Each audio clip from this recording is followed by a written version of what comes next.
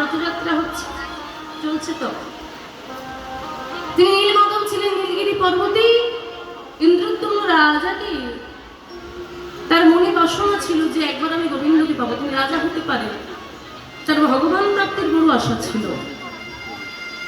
তা একজন সাধু এসে বলে গেলেন, কোন নীলগিরি পর্বতে নীলমাধব রূপে বর্তমানে ভগবান অধিষ্ঠান করছেন, চাইলে রাজন আপনি দর্শন করতে পারেন, আপনার ভগবান প্রাপ্তি হতে পারে। সংবাদটা শোনা মাত্র তিনি সভাসদদের ছড়িয়ে দিলেন, যাও, কোথায় নীলগিরি পর্বত, কোথায় নীলমাধব, আমাকে সন্ধান এনে দাও। সবাই ফিরে এলো, আর সংবাদ একটাই, না রাজন, এমন কোনো জায়গার নাম বা এমন কোনো বিগ্রহের নাম আমরা কেউ খুঁজে পাচ্ছি না।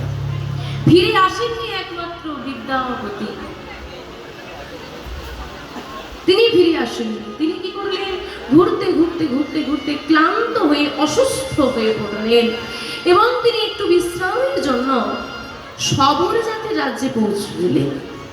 সেইখানে গিয়ে তিনি যখন নিজের পরিচয় দান করছেন, আমি ইন্দ্রদ্যম্ন রাজার সভাসদ, একটু বিশ্রাম চাই, আমি ক্লান্ত, কেউ তাকে আশ্রয় দিল না। কারণ সবর জাতি মানে তো নিচু জাতি, অন্তজ জাতি।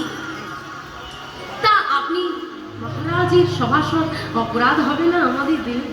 আমরা একটা উপকার করতে পারি, আমাদের যিনি প্রধান তার বাড়িতে আমি আপনাকে পৌঁছে দিতে পারি, হয়তো আপনি তার বাড়িতে গিয়ে একটু আশ্রয় নিতে পারেন।